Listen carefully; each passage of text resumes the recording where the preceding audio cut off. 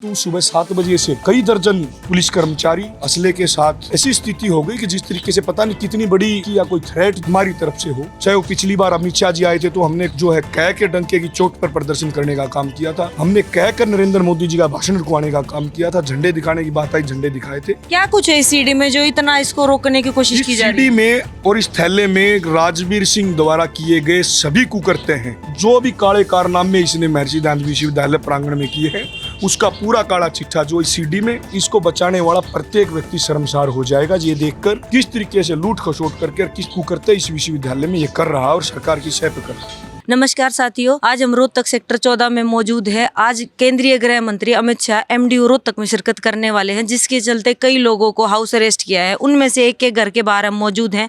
आइए चलते पूछते हैं उनसे क्यों उन्हें हाउस अरेस्ट किया। ये है छात्र नेता प्रदीप देसवाल, जिन्हें हाउस अरेस्ट किया गया है। प्रदीप जी, क्यों हाउस अरेस्ट किया गया आपको? देखिए, मुझे तो एक बात समझ में नहीं आती। हाउस अरेस्ट का जो प्रावधान है वो नेशनल सिक्योरिटी एक्ट सेक्शन 5 में है। भी हमारे जैसे आम विद्यार्थियों से, आम घरों के बच्चों से किस चीज़ का नेशनल थ्रेट है, किस चीज़ का खतरा है?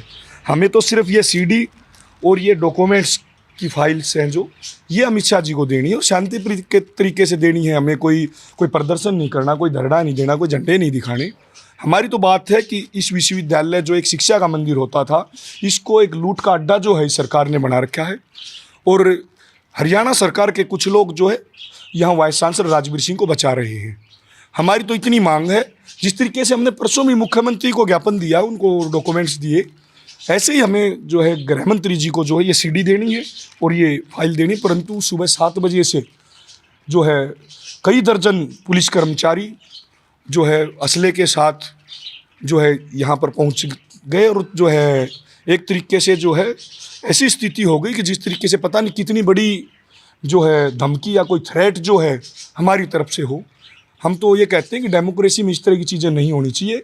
क्या कारण है, क्यों इस मामले को दबाना चाहते हैं? हमारा उद्देश्य तो है कि जो नीट का पेपर जो महर्षि दयानंद विश्वविद्यालय में आउट हुआ या जो धांधली हुई है उसकी जांच होनी चाहिए, या जो 19,000 पेड़ जो चोरी किए राजवीर सिंह ने, गमला फैक्ट्री लगा रखी है इलीगल तरीके से, पाइप चोरी किए यूनिवर्सिटी से, एक सचिन शर्मा नाम के गरीब जो है माली ने, कच्चे कर्मचारी ने यहाँ सुसाइड किया, कैंप ऑफिस के ओएसडी का सुसाइड नोट में नाम है, एफआईआर है शिवाजी कानूनी थाने में। फिर भी ऐसे लोगों को क्यों बचाया जा रहा है, क्या मजबूरी है? और ये स्पष्ट हो गया आज तो, बिल्कुल इन लोगों ने स्वयं सत्यापित कर दी, इस बात को कर दिया कि हम सिर्फ ज्ञापन देने जा रहे हैं। हमने प्रोटेस्ट किया है तो डंके की चोट पे किया है। चाहे वो पिछली बार अमित शाह जी आए थे तो हमने जो है कह के डंके की चोट पर प्रदर्शन करने का काम किया था, हमने कह कर नरेंद्र मोदी जी का भाषण रुकवाने का काम किया था, झंडे दिखाने की बात आई, झंडे दिखाए थे। हम झूठ बोल कर नहीं, हमारा उद्देश्य सिर्फ उनको ये डॉक्यूमेंट पहुंचाना, ये फाइल पहुंचाना और ये सीडी पहुंचाना है।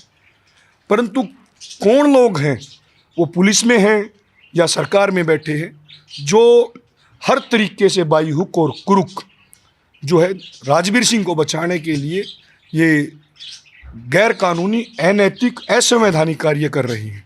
क्या कुछ है सीडी में जो इतना इसको रोकने की कोशिश की जा रही है? सीडी में और इस थैले में राजवीर सिंह द्वारा किए गए सभी कुकर्ते हैं, जो भी काले कारनामे इसने महर्षि दयानंद विश्वविद्यालय प्रांगण में किए हैं, उसका पूरा काला चिट्ठा जो इस सीडी में और इस फाइल में है। जो एक फाइल जो हमने मुख्यमंत्री जी को भी दी है और आज ये सभी बिल्कुल इकट्ठी करके जो है हमें गृह मंत्री जी को देनी है। आपने 29 तारीख की प्रेस कॉन्फ्रेंस में कहा था कि आप ऑडिटोरियम में सीडी को चलाएंगे। बिल्कुल चलाएंगे, क्योंकि अभी ऑडिटोरियम एंगेज होने के कारण जो है हमें अनुमति नहीं मिली है।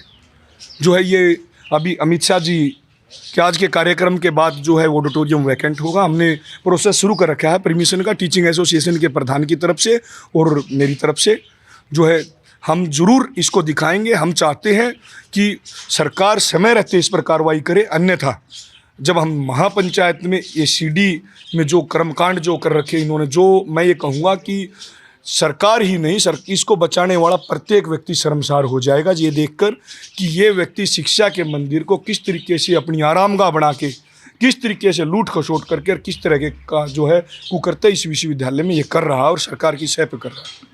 1950 के टाइम पे टेक्नोलॉजी नहीं थी, अब 21वीं सदी में टेक्नोलॉजी का इतना अच्छा एडवांसमेंट हो चुका है, आप सोशल मीडिया पे क्यों नहीं डाल रहे सीडी को? देखिए, मैं कानून का विद्यार्थी हूँ। मैं कोई भी ऐसा कार्य नहीं करता जो गैर कानूनी तरीके से हो। अब मेरे में और इनमें फ़र्क क्या रह जाएगा? जिस तरीके से मुझे आज हाउस अरेस्ट किया गया है, गैर कानूनी तरीके से किया गया है। जो कानून के विद्यार्थी हैं और कानून का विद्यार्थी और शोधार्थी होने के नाते ये मेरा दायित्व बनता है कि हम महापंचायत करके वाइस चांसलर राजवीर सिंह को भी उस महापंचायत में बुलाएंगे कि आप अपना पक्ष रखें। इस पर एक पक्ष की बात नहीं होनी चाहिए, दोनों पक्षों की बात होनी चाहिए। और लोगों को भी निमंत्रण देंगे जो ऑब्जेक्शन उठाएंगे, ताकि दूध का दूध और पानी का पानी हो। अब ये सीडी में जो भी ये जो कांड है, इसमें राजवीर सिंह स्वयं बताएं कि क्या ये जो है प्रमाणिक है, नहीं है, पुख्ता प्रमाणों के साथ है या नहीं है। उनको भी अपना पक्ष रखने का मौका मिलना चाहिए, मेरा मानना है। आपने कहा आप कानून के विद्यार्थी हैं, तो आप सरकार के पास क्यों जा रहे, कोर्ट के पास क्यों नहीं जा रहे? सरकार को अधिकार होता है कार्रवाई करने का।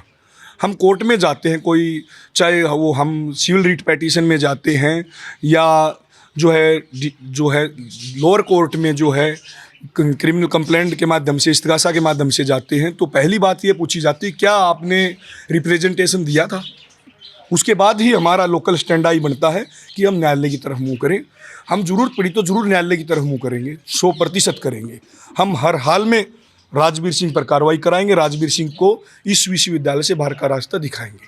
आपने सीएम को ज्ञापन सौंपा है, उसमें अभी तक क्या हुआ है, आपको क्या बताया गया? हमें आश्वासन दिया था, बड़े ध्यानपूर्वक जो है सीएम साहब ने सारी बातें सुनी।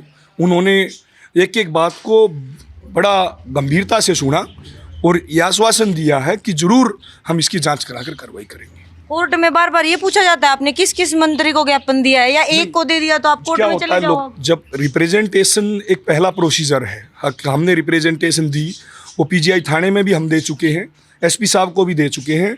डीजीपी ऑफिस से जो है कंप्लेंट की कॉपी जो है वो पीजीआई थाने के एसएचओ के पास आ चुकी है। अब हम सरकार के जो प्रतिनिधि हैं, जनप्रतिनिधि हैं, उनको रिप्रेजेंटेशन देना चाहते हैं। उसके बाद जो हम, अगर हमारी बात नहीं सुनी जाती, कोई कार्रवाई नहीं होती, तो हम निसंदेह जो है न्यायालय की तरफ कूच करेंगे। तो दोस्तों, ये थे प्रदीप देशवाल जिन्हें हाउस अरेस्ट किया गया है। जल्द ही ये शायद कोशिश करेंगे कि अमित शाह जी से मिलने की और अपना ज्ञापन सौंपने की। आगे देखते हैं क्या होता है इस मामले में। तब तक के लिए धन्यवाद।